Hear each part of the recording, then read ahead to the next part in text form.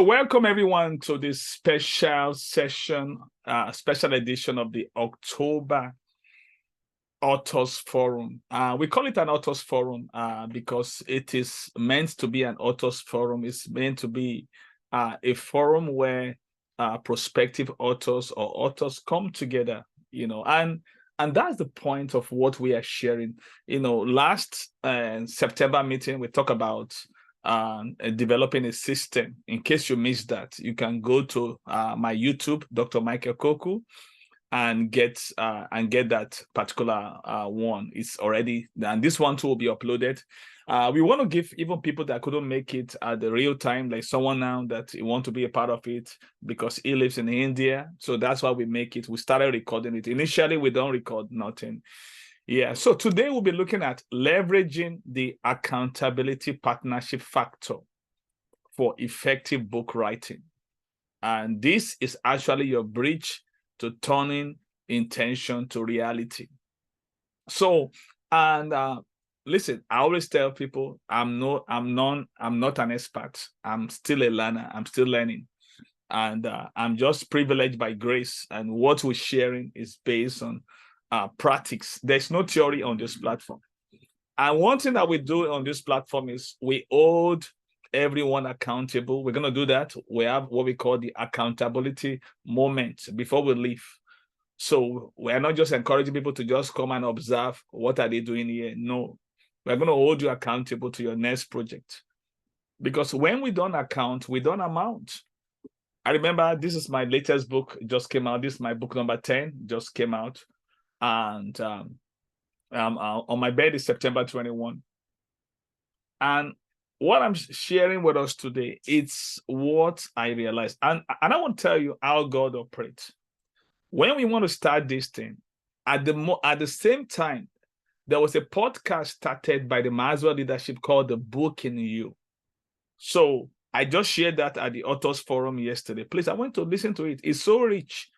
Dr. Tim Elmer was sharing 7 questions that you need to ask yourself if you want to write any book. 7 questions. So that was a very fresh, that just came out yesterday, and I already shared it in the Authors Forum. So like I said, we are bringing resources. In fact, the man that is hosting that podcast, Jared Craigle, I met him one-on-one in Florida, and I told him about what we are doing here. Yeah. So very soon, I'm going to invite Dr. Tim Elmo to come and share with us, because this is something that I want everybody to know. So I want to share 3 things. I want to just state 3 things right now before we start, and that will be a foundation. Wherever you are, this will be relevant to you. Number 1, start from where you are. Number 2, do what you can. And number 3, use what you have. So with your book writing, just start where you are. I'm working on my 11th book now. I've already started work today. I created the outline. I already created the outline on Sunday during my quiet time. So today I really kind of like put it together. And another thing I did is I created a survey for the first time. I've not done that before, to sample people's opinion on one of those things on one of those chapters I'm going to write, why people are shunning mentorship. So the reason why I'm saying this is this. I learned from Dr. John Maxwell that you have to keep writing. You don't stop writing a book. I have 4 books projects to finish before the end of this year. So that's the plan. So because you must have a timeline, you must have a target. Otherwise, you won't. So the reason why I'm sharing this is that the last time we met, in our September, when we had our August meeting, I told them, I said, by the time we are meeting in September, I will have finished this book. And guess what? A day before we had the last meeting, I was working extra hours on that book. And the book was finished, except for the epilogue. And now this October meeting, and the book's already published. It's already went live. So, and and I'm saying it, and I want you to hold me accountable. The next project. So I'm working on one book right now, The Mentorship Advantage. So the plan is to by the time we are meeting next month, I want to have the book published. You see, I'm saying it right now. So I'm doing that for accountability. So whenever you make up your mind, you go to work. But if you don't have that, you won't be able to go to work. So let me share this. How do we leverage the accountability partnership factor? Now, first of all, Bob Proctor said something. He said, accountability is the glue that ties commitment to the result. Accountability is the glue that ties commitment to the result. And Steve Covey said, accountability breeds responsibility. So it defines responsibility as responsibility, ability to respond. So in the world of writing, there's a gap between the vision we intend to write and the reality of completing the book. So that's the need for accountability. Accountability is the bridge that takes you from intention to reality, to bringing that book to light. So it's very, very important. Dr. John Maxwell said, the greatest way to improve your life is to be accountable to someone. He said accountability closes the gap between intention and result. So that's why this book writing, this authors forum is an accountability forum where we hold each other accountable for what we are doing. So why do we need an accountability partner in book writing? So this is the reason. Writing a book is a marathon, not a sprint. It demands more than just time and talent. It requires perseverance. It requires focus and discipline. The journey can be daunting, and that's where accountability comes in. It turns intention into consistent action and keeps you on track, ensuring that the dream of becoming an author becomes a reality. Now, these are the 4 things that accountability partners offers. Number 1, support. Now, you get support when you eat what we call the writer's block. You see, at times you might eat what we call the writer's block, you might not even know how to proceed. But when you have an accountability partner, do you get me? Because you can have a creative conversation. A creative conversation is what produces ideas, concept, and insight. Another way support comes from you being studious. I want to encourage you. There was a time I was lying to myself that I can't read and write at the same time. And I told myself a lie, and I realized that I wasn't reading. I was going through some things I've done before, but I wasn't reading any new book. But right now that I'm reading, I just moved from 9 books to 10 books per day. I don't finish those 10 books per day. I read from them. And because of that, the quality of my last book, it surpassed all other books in volume, in value, in everything. In fact, the price couldn't be the same. I told my publisher, we can't give this at $15. So it's $19.99. And people are buying it at $20. People are buying the book. Because I know the value of what is in the book. And this happened because I was getting support from the book I'm reading. And even from those books I'm reading, I'm getting some fresh ideas that is benefiting the book I'm writing at the moment. So we get support from accountability partners. Number 2, we get encouragement. We need encouragement. It's like an oxygen to the soul. And during moments of self-doubt, when you have for instance, when you come to this forum like this, and I don't want to just rely only on this forum like this, you have to have an accountability partner that will be checking on you. We only meet once a month. You have to give someone permission to be checking on you. Let's say Coach Tammy now, she want to pick up her book again. Somebody needs to be on your case. Maybe ask the person to call you once a week that, oh, Coach Tammy Alpha, where are you right now with the book? How are you doing? It's just like a 5-minute call. That is needed to keep you on track. So another thing we get from academic partnership is feedback.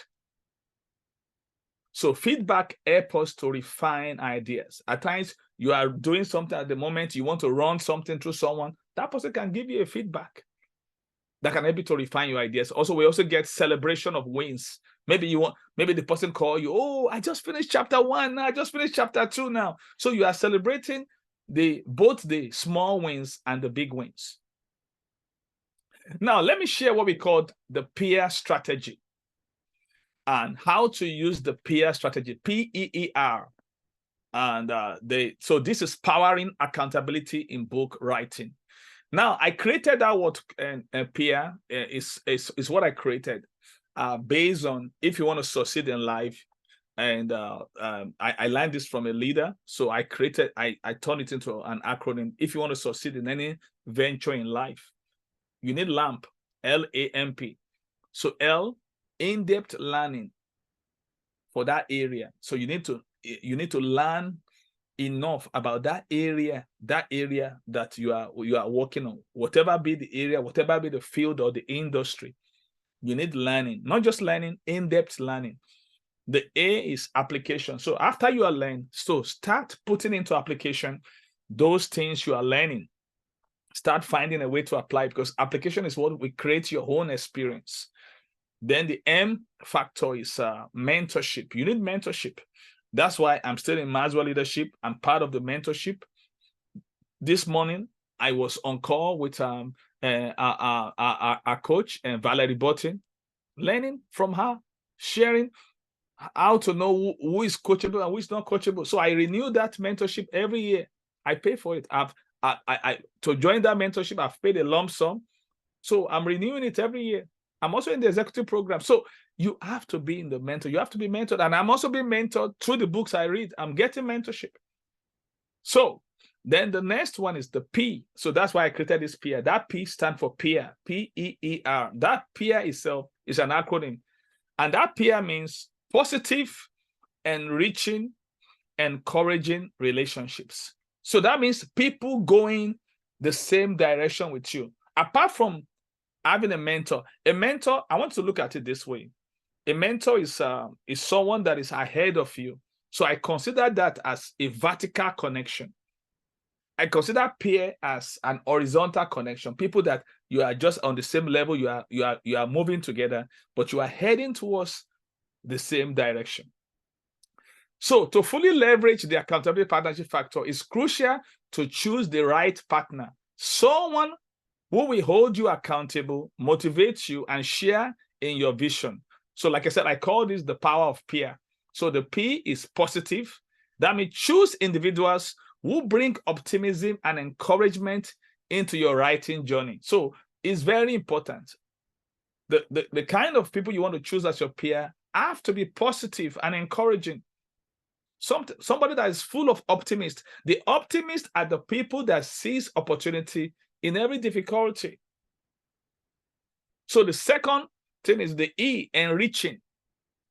So people that are enriching, find partners who can contribute valuable insight, experience, and wisdom to your process. So that's the power of peers, people that are enriching. So that means they're also growing themselves. Number 3, encouraging. A great accountability partner lifts you up in challenging times and pushes you forward during creative slumps. You know, that's why I told that even if you can't find, all this quality you are discovering, I don't know anybody that have that, then you can have an author. I just share with you what Simon Sinek said now. I just turned to page 27, when he was talking about fire, and I said, wow, okay. I remember what he said. It was while I was reading this book, I said, wow, this man is speaking my language. And when I actually saw that, I found out to be very interesting. And when I got that, I said, what good is having a belly if there's no fire in it? Oh, talk about encouragement. That's a big one. So you don't have to have a physical person that have this trait. It can be through podcast. Do you get me? It can be through someone that you know, maybe on LinkedIn. There's some places, there's some people I like to check what they post. They're very inspiring. Of recent, a friend of mine, Miss Jerisha, also a team leader in the LAM Global Community, she started a series. I mean, she's sharing some very insightful stuff. I always go there to drink from her.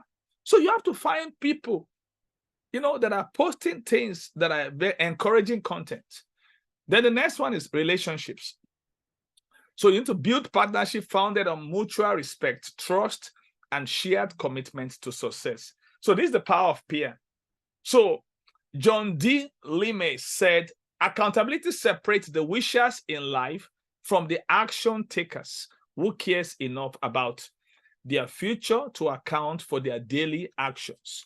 So it's very, very important. So let's look at the real life application of using the peer accountability in your writing process. So this is how you can implement the peer strategy in your book writing experience. So weekly check-in, like I said, give someone permission and to weekly check on you to see your process. It can be virtual. You don't have to meet the person face to face, to share your challenges and the goals you set for yourself.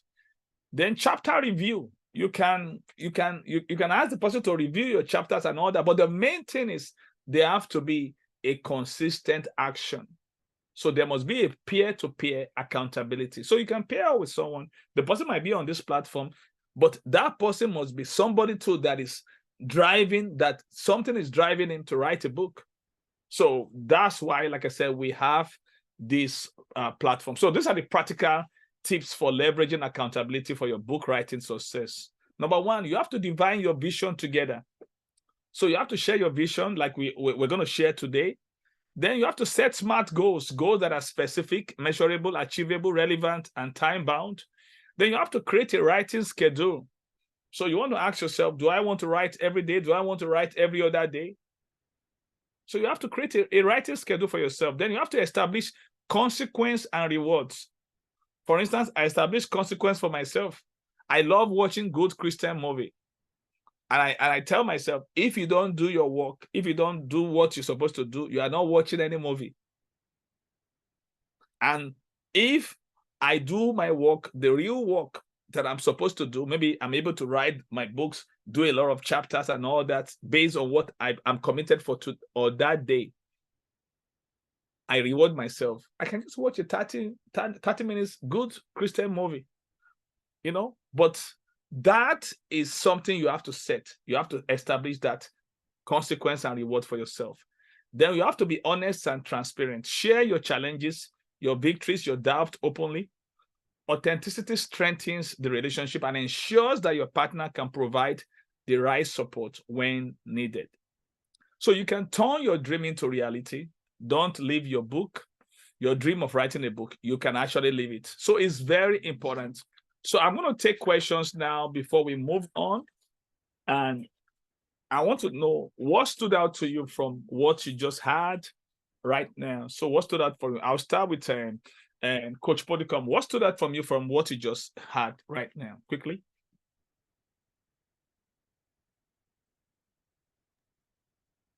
What stood out for me, I think it's I would say the PAIR acronym, really. I think that we don't appreciate as much as we ought to those sort of relationships that not just make us feel good or make us advance in our careers. Because, when we talk about things like relating or networking, we've sort of put it in this box where it's about helping us to advance in some way in our careers. But they are just those relationships that build us as individuals and help us to accomplish our personal goals as well. So I think that one kind of stood out for me. And of course, in terms of accountability, it always seems impossible when you think you have a tight or busy schedule to have somebody who, like you mentioned, is in kind of like similar shoes as you are, Yeah. who is also willing to take those steps, and both of you can now carry each other along to achieve the goals that both of you have. So I think that's what stood out for me. Thank you. That's all right. Yeah. Thank you for sharing that. So let's go to Coach Remy. What stood out to you from what you just had? And I mean, what did you hear that there's a game changer for you that shifts your perspective that you want to apply at where you are at the moment? Thank you so much. For me, what stood out is the learn in depth, Yeah. and I believe that is why my book writing is a little slow, because I'm reading people who are already authority on the topic. I'm trying to share with my own flair based on my experiences. So, getting through those books in order to complete mine is a little is what is taking a lot of time. So I appreciate that you identified for me that learning in depth is crucial in producing a quality material. Thank you. That's awesome. Thank you so much. In-depth learning is very, very important. In-depth learning. Okay, let's go to Coach Tammy. What stood out to you? What did you get from this? Yeah, sure. For me, it was the peer strategy when you defined all those acronyms, because I think if I had that before, rather than trying to do it on my own, I think I would have probably have written a book by now. I love the weekly check-in, just the accountability overall. I think that is what I really need. Wow, that's awesome. Yeah, I mean, because like I said, it's very important because and this applies to everything. Like I said, I'm reading 10 books now every day. I have an accountability. I have a group called Train, the Reading Addict Inspired Nation. I just reported to the group today that I just finished the book and I added this is what I'm reading right now. And the most important thing about this is when I was going through, when the group started, I was not on 10 books. I think I was like 5 or 6 books. But whenever an habit is already established, you can improve it. You can improve an habit that you didn't establish. And it doesn't matter where I go, that habit stays. I was in a conference last week for 3 days. I blocked time to do my reading. I carried all my books like babies. I carried to the hotel. I'll be in a conference for 3 days next week. I've already booked an hotel. So I'm carrying my books with me because it's a daily thing. That's a lot of process. Leadership are not built in a day, it's built daily. And Dr. Kelechi said, because he's driving, so he sent his own, he said accountability. For him, what stood out to him was accountability, setting a plan on when to write, also learning about each field deeply. Yes, we have to set a plan. You have to plan, you have to have a schedule for your writing. You are the one that knows your schedule. You have to make it a priority. Otherwise, you won't do anything. Yeah, you won't do anything. So, and Barrister Emmanuel, what about you? What stood out to you? What is so striking to me is that quote that says, "What good is having a belly without a fire?" Yeah, please, I can you be said, louder, sir? the quote that says, "What good is having a belly A belly without a fire. without a fire?" And I say this because I know personally I really need the fire, because I started the book The Great to You in August, and I had intention that by the end of September I'll get it done. But unfortunately, there's no fire. I'm still in chapter 5, and it's about uh, 9 chapters. So that has given me a push now. Then the accountability part of it, which is said, accountability closes the gap between, but I didn't yet get the last bit. Between intention and reality. Yeah. Yes, between intention and reality. So those two, I think, is going to make me not run along to make sure that the Great Two is out by the end of this month. Wow, that's good. That's good. Yeah, that's what it takes. Please, we have to set. I told people without headline, you can't make. Without setting a deadline, you can't make headline. And without deadline, you are heading for a dead end. I mean, you just have to set it. It's tough, it's tough. I'm not telling you it's going to be easy, but I'm telling you it's going to be worth it. And bringing out a book is like having a baby. The women among us can testify to it. It's real work. I'm back to the labor room now with a new book. I was telling my publisher the other time when we started we set a deadline before my birthday, because it was a milestone book, because it's going to be the number 10. So that's a double digit. So we had a baby shower. We have a book shower for the book. So, and that's the thing about it. So let's go to CEO Ofi. Yeah, you want to share? Okay, you just test right now. Maybe you are driving.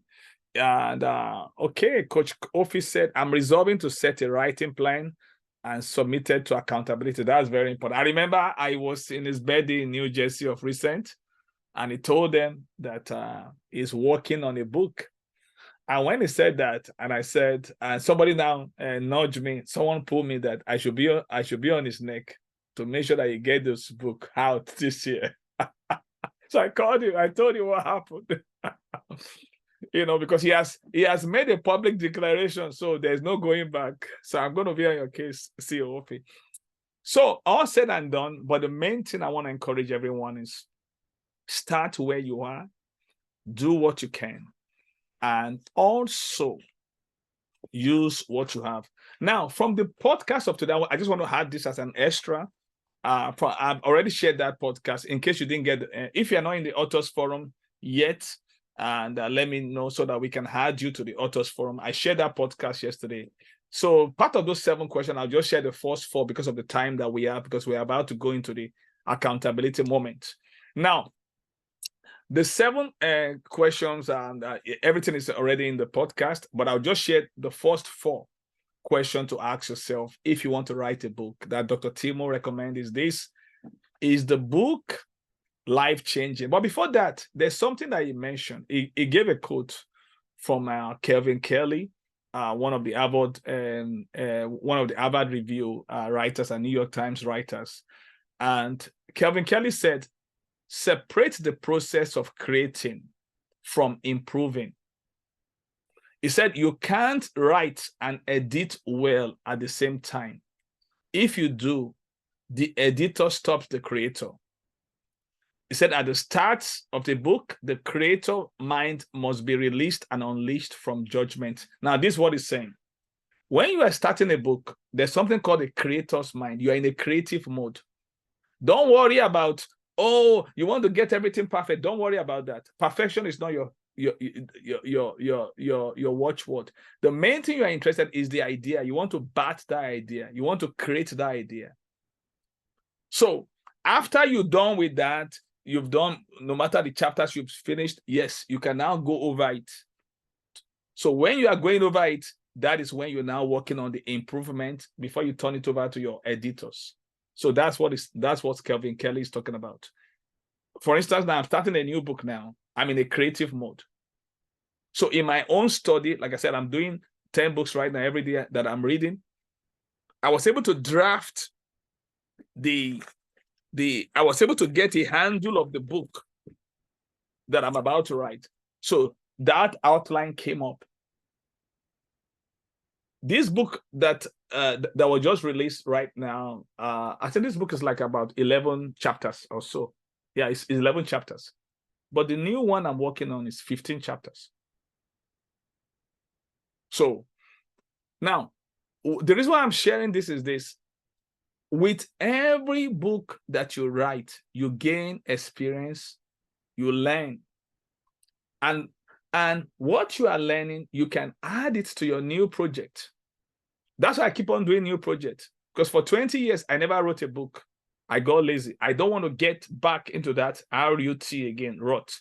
I want to keep moving and keep flowing. So the main thing is this. So when you are writing, don't worry about perfection. Just bring out the ideas. Someone said the first draft is for you. Then you have opportunity to go over it again. So just let it flow. Let the book flow out of you. So that's it. So the 7th question I would just make, the first 4 questions is, number 1, is your idea life-changing? That means you personally, did you need the answer that you are providing in this book? And how will the people respond to it? So before you write any book, you have to think about that. For instance, I believe everyone in this world needs this book. Because it's talking about people, it's a life change. I believe it. It's not because I wrote the book. So that's the first thing to start, that this book you want to write, is it going to change any life? Now, do I wish I have this book years back? So, and that's the thing about to start from, is this idea life-changing? So the second question is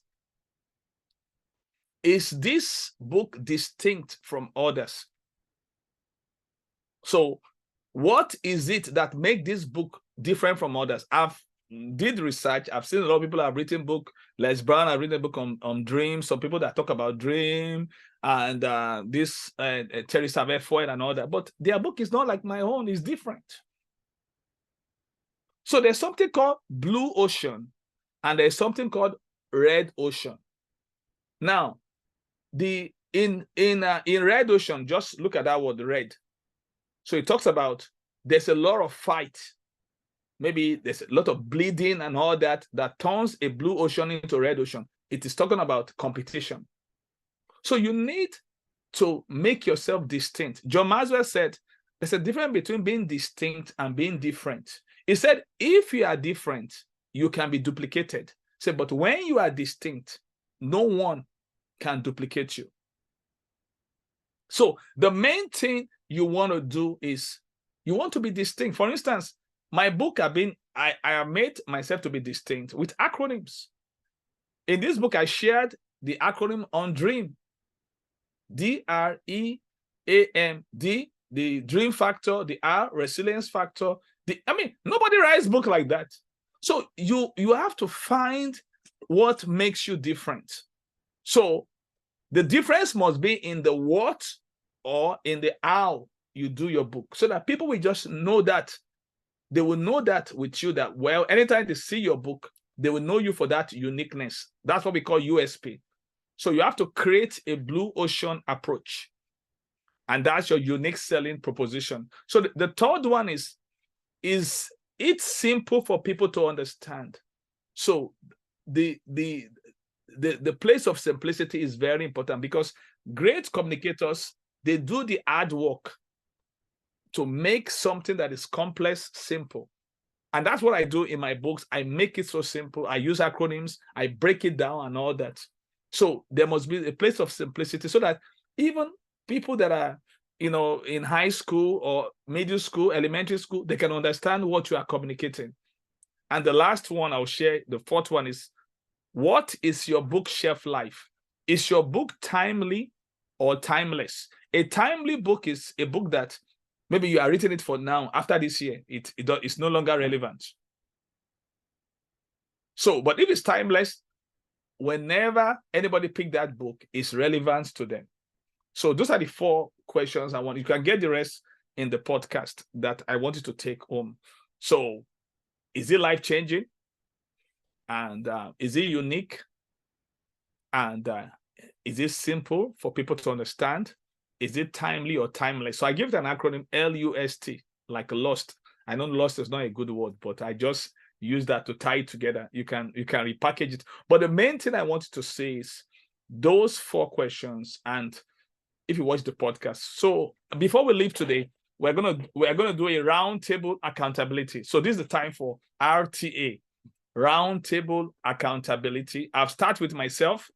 I told you I'm working on a book right now, and today is October 2nd. Our next meeting is first Wednesday of November. By then, by the grace of God, I want to have that book will have been published. I will have finished the book, because I have 4 books now, so I have to finish that one so that I can work on those 3 ones before the end of the year. So my goal is the mentorship advantage, the book I'm working on right now. It will be done by next time we are meeting. The book is already done, and I want you to see the book on my hand. I know it's a tough goal, but that's what I like to set for myself. Yeah, and the 3 other ones, I'm going to work on it before the end of the year. So, Coach Remy, when should we expect your book? This is the RTA. I started with myself.